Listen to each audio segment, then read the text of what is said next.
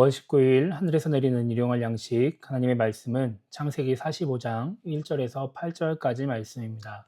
요셉이 시종하는 자들 앞에서 그 정을 억제하지 못하여 소리질러 모든 사람을 자기에게서 물러가라 하고 그 형제들에게 자기를 알리니 그때에 그와 함께한 다른 사람이 없었더라. 요셉이 큰 소리로 우니 애굽 사람에게 들리며 바로의 궁중에 들리더라. 요셉이 그 형들에게 이르되 나는 요셉이라. 내 아버지께서 아직 살아계시니까.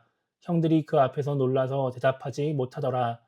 요셉이 형들에게 이르되 내게로 가까이 오소서. 그들이 가까이 가니 이르되 나는 당신들의 아우 요셉이니 당신들이 애굽의 판자라. 당신들이 나를 이곳에 팔았다고 해서 근심하지 마소서. 한탄하지 마소서. 하나님이 생명을 구원하시려고 나를 당신들보다 먼저 보내셨나이다. 이 땅에 2년 동안 흉년이 들었으나 아직 5년은 밭갈이도 못하고 추수도 못할지라.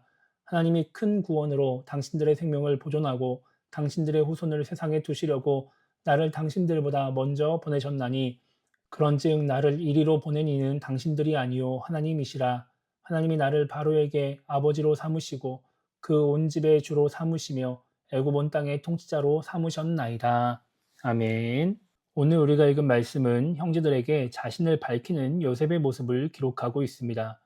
유다가 아버지와 베냐민을 위해 희생하는 모습을 본 요셉은 더 이상 자신의 감정을 감추지 못하고 형제들에게 자신이 요셉이라는 것을 밝힙니다.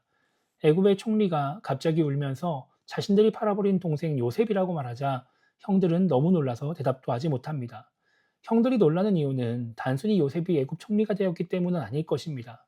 자신들이 잘못한 사람이 엄청난 권력자가 되어 있었기 때문일 것입니다. 그래서인지 요셉은 형들이 무슨 말을 하기도 전에 자신의 생각을 이야기합니다.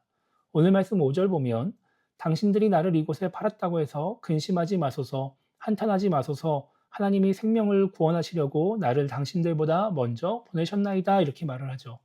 7절과 8절에서도 이렇게 이야기를 합니다. 하나님이 큰 구원으로 당신들의 생명을 보존하고 당신들의 후손을 세상에 두시려고 나를 당신들보다 먼저 보내셨나니 그런즉 나를 이리로 보낸 이는 당신들이 아니요 하나님이시라. 하나님이 나를 바로에게 아버지로 삼으시고 그 온 집의 주로 삼으시며 애굽 온 땅의 통치자로 삼으셨나이다. 이렇게 말을 합니다. 요셉은 10대 후반에 애굽으로 팔려갔을 것으로 추정됩니다. 애굽으로 팔려가기 전에 요셉은 아버지의 사랑을 독차지하며 특별 대우를 받으며 살았습니다. 단순히 옷만 잘 입은 것이 아니라 노동에서도 조금은 혜택을 봤을 것입니다. 그런데 갑자기 노예가 되어서 고된 일을 해야 했으니까 얼마나 힘들었을까요? 그렇게 노예로 또 감옥에 갇힌 죄수로 살아온 시간이 10년이 넘었습니다. 그러면 형제들을 향한 원망의 마음이 생기는 것이 당연하다고 볼 수 있습니다. 그런데 요셉은 우리가 살펴본 것처럼 낙심하지 않고 주어진 일에 최선을 다하며 어디에 있든지 인정받는 삶을 살았습니다. 그렇게 낙심하지 않고 살 수 있었던 이유가 무엇이었을까요? 그것은 요셉이 자신에게 벌어진 모든 일들을 형들의 잘못이 아니라 하나님의 뜻과 계획으로 이해했기 때문입니다. 어렵고 힘든 고난이 있는 그런 나의 상황을 다른 누군가의 잘못으로 생각하면서 그 사람을 원망하면 내 안에 부정적인 감정이 쌓이면서 내 스스로 힘들어지게 됩니다. 그러면 힘든 상황을 겪을수록 무언가 낙심하거나 좌절하게 되는 것입니다. 그런데 하나님의 뜻과 계획으로 나의 삶을 이해하면, 나의 어려운 삶들을 이해하면 다른 사람을 원망하지 않고 하나님의 뜻과 계획을 이해하기 위해서 하나님을 자꾸 생각하게 됩니다. 그리고 내 눈앞에 놓여져 있는 그 안 좋은 상황에 집중하는 것이 아니라 앞으로 하나님이 행하실 일에 집중하기 때문에 그날을 준비하며 오늘을 하루를 살아가게 되는 것이죠. 그러면서 부정적인 감정에 휩싸이지 않고 긍정적인 마음을 가지고 그 어려움들을 극복하며 살아갈 수 있게 되는 것입니다. 물론 이것은 성경에 나오는 가장 이상적인 이야기는 아닙니다. 우리 삶의 모든 문제와 어려움들이 모두 다 하나님의 뜻과 계획이라고 볼 수 없습니다.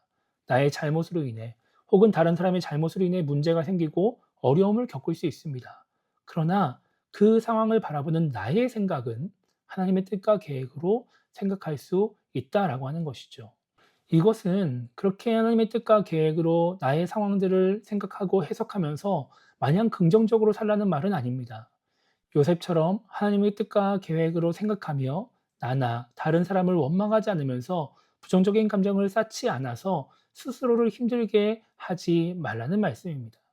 눈앞에 놓여져 있는 상황과 환경에 집중하는 것이 아니라 하나님께 집중하며 어려움을 극복할 힘을 얻으라는 것이죠. 그렇게 생각하며 살아가면 비록 인간의 잘못으로 인해 벌어진 상황이라 할지라도 그 속에서 하나님의 인도하심을 경험할 수 있게 되는 것입니다. 인간의 잘못을 인정하지 않거나 하나님을 생각하며 지나치게 낙관적으로 생각하지 않는다면 오늘 요셉의 방법이 우리로 하여금 힘든 상황 속에서도 하나님을 바라보고 의지하게 만들어 줄 것입니다. 그래서 오늘 하루를 시작하면서 우리가 이렇게 기도했으면 좋겠습니다. 힘들고 어려운 상황 속에서 요셉과 같이 하나님의 뜻과 계획을 생각하며 하나님을 바라보는 신앙인이 되게 달라고 기도했으면 좋겠고요. 하나님의 뜻 가운데 나의 연약함을 깨달아서 더 성장해 나가는, 믿음이 성장하고 더 성숙해져가는 그런 신앙인이 되게 달라고 기도했으면 좋겠습니다. 그러므로 말미암아 눈앞에 어떠한 상황이 있다 할지라도 낙심하거나 좌절하지 않고 하나님 은혜 가운데 살아가는 우리 모두가 되게 달라고 기도하며 오늘 하루를 시작했으면 좋겠습니다. 이렇게 요셉과 같이 하나님을 바라봄으로 말미암아 힘든 상황도 어려운 상황도 극복하며 하나님 은혜 가운데 살아가는 우리 모두가 되기를 주님의 이름으로 축복합니다.